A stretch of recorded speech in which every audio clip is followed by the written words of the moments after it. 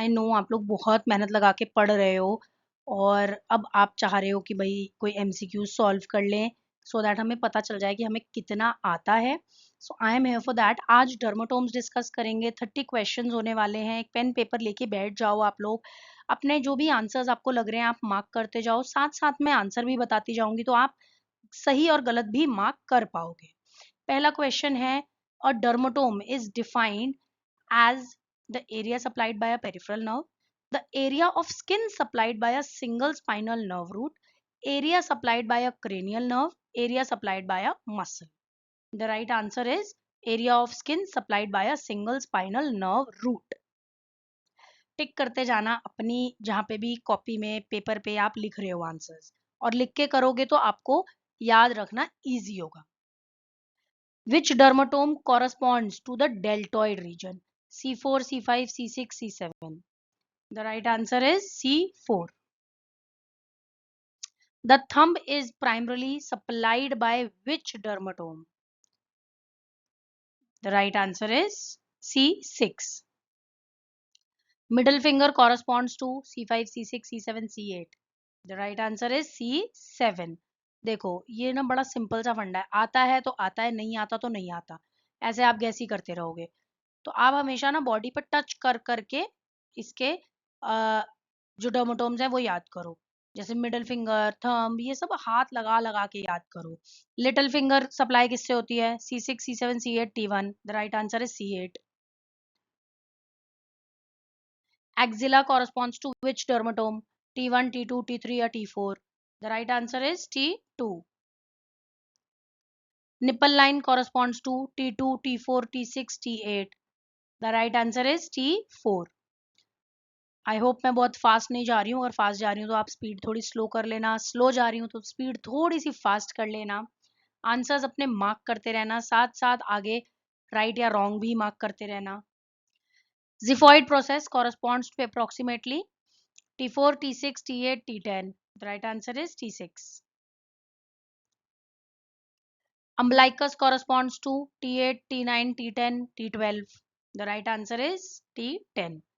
ये सब आपको एक ही बार में याद करना है, इजीली हो जाएगा, कोई बहुत मुश्किल नहीं है। हेड के ऊपर से शुरू करना, आप ऊपर से शुरू करना, धीरे धीरे नीचे बढ़ते बढ़ते बढ़ते बढ़ते फिर आप पहले C1, C2 याद करोगे, C3, C4, C5, C6, C7, C8, फिर ऊपर एक्जिला की तरफ बढ़ जाओगे, T1, T2, फिर इधर चेस्ट रीजन की तरफ आओगे, T4, T6, T10, T12, फिर आप लोअर लिम्ब पे आओगे बाद में।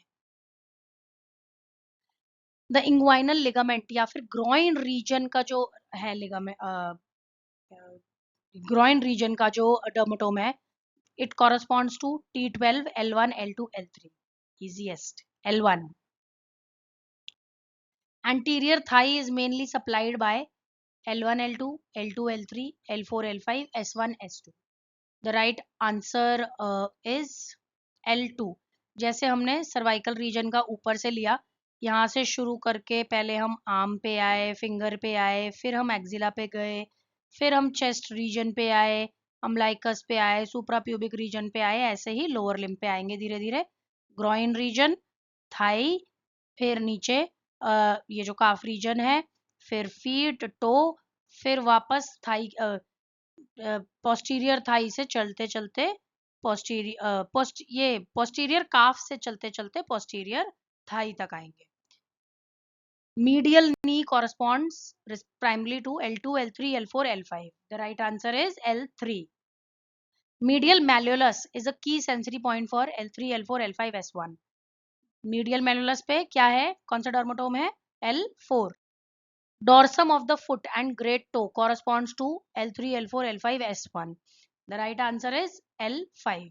देखो सिंपल सा है, अगर आपको आता है आंसर तो आप फटाफट फटाफट आंसर करते जाओगे, आंसर आता ही नहीं है तो गैस करते रहोगे, फिर तो गलत ही मार्क करोगे। नहीं आता हो ना तो छोड़ देना, गलत मार्क मत करके आना, क्योंकि नेगेटिव मार्किंग भी है, नेगेटिव मार्किंग हो जाएगी, कोई फायदा नहीं है उस बात का। The lateral border of the foot corresponds to L4, L5, S1 or S2. The right answer is S1. Posterior thigh किससे सप्लाई होती है? L4, L5, S1, S2. The right answer is S2. Perianal sensation is assessed by L5, S1, S1, S2, S2, S3, S4, S5. The right answer is S4, S5. Sacral sparing in SCI is tested by the sensation is L1, T10, S4, S5, C8. Sacral sparing में क्या होता है? जो anal reason है ना, अभी हमने just पीछे क्वेश्चन सॉल्व किया, सेक्रल स्पेयरिंग में ऐसा है कि जो एनल रीजन है हमारे बॉडी का, वो जो है वो रह जाता है, मतलब कि ठीक रहता है, एससीआई होने के बाद भी उस पर इफेक्ट नहीं होता, ब्लैडर बॉवल मूवमेंट हमारी ठीक रहती है। तो मतलब हम कहते हैं सेक्रल स्पेयरिंग हो गई कि सेक्रम रीजन जो है वो ठीक रह गया, वहां तक इंजरी नहीं पहुंच पाई। तो वो हम कैसे टेस्ट करेंगे? यहाँ की सेंसेशन अभी जस्ट हमने पीछे डिस्कस किया, S4, S5. Loss of sensation over the thumb suggest involvement of, अभी देखो जो पीछे हमने क्वेश्चन सॉल्व किए थे उसी से रिलेटेड आगे आ गया है कि थंब पे कौन सा डर्माटोम था? C6. Loss of sensation of the middle finger suggest involvement of C7. Mark करते जाना, बड़े इंटरेस्टिंग क्वेश्चंस होते हैं ये, और ये फटाफट फटाफट सॉल्व होते जाते हैं। अगर आते हो आपको 30 में से आपने कितने मार्क्स स्कोर किए हैं वो एंड में आप मुझे कमेंट्स में जरूर बताकर जाना। Patient with L5 radiculopathy is most likely to have sensory loss over, जिसको L5 रेडिकुलोपैथी होगी उसका सेंसरी लॉस कहाँ होगा? L5 हमने क्या कहा था, कहाँ से कहाँ पे ये सप्लाई करता है? Medial malleolus, great toe, lateral foot या फिर groin? The right answer is great toe. Sensory loss over the lateral foot indicates involvement of L4, L5, S1, S2. Lateral foot को क्या सप्लाई कर रहा है? S1. देखो there is no judgment, आपके 30 में से जितने भी मार्क्स आ रहे हैं कोई आपको जज करने नहीं बैठा, आप कमेंट्स में डाल सकते हो, नहीं भी डालना चाहो तो अपने लिए आप कहीं पे नोट जरूर कर लेना, सो दैट यू नो कि इस टॉपिक में मुझे मेहनत करनी है, ये टॉपिक मेरा पूरा तैयार है। कौन सा डर्मेटोम कॉमनली इफेक्टेड होता है इन carpal tunnel syndrome? C5, C6, C7 या फिर peripheral nerve distribution not dermatome? The right answer is peripheral nerve distribution not a dermatome. herpes zoster typically follows peripheral artery distribution, dermatome distribution, myotome distribution या फिर lymphatic distribution? जिन लोगों को herpes zoster होता है वो कैसे फैलता है? Dermatome distribution. Referred pain from myocardial infarction commonly radiates to, myocardial infarction क्या होता है? हार्ट में जो दर्द है वो कहाँ रेडिएट करता है? C3, C5, T1, T5, L1, L2, S1, S2. The right answer is T1 to T5 dermatomes, क्योंकि हार्ट के पास वाला तो वही dermatomes है. Shoulder tip pain from diaphragmatic irritation is referred via C3, C5, T1, T4, L1, L2, S1, S2. The right answer is C3, C5. Shoulder tip पे कौन सा है? C4 है हमारा. एशिया सेंसरी एग्जामिनेशन क्या यूज करता है? Deep tendon reflexes, dermatomal testing, myotomal testing या फिर cranial nerve testing? It uses the dermatomal testing. Key sensory point for C8 dermatome is thumb, middle finger, little finger या medial forearm? The right answer is little finger. T1 dermatome का key sensory point क्या है?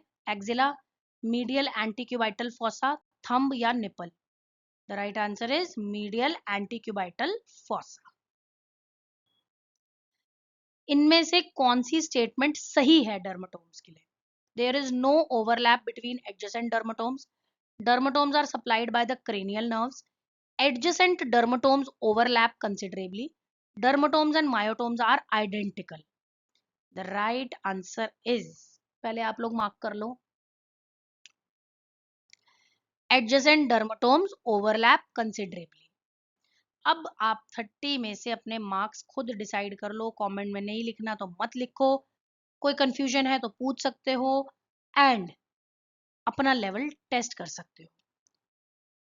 और ऐसे videos के लिए subscribe कर लेना, कमेंट्स में आप अपनी कोई भी प्रॉब्लम डिस्कस कर सकते हो. Thank you for watching.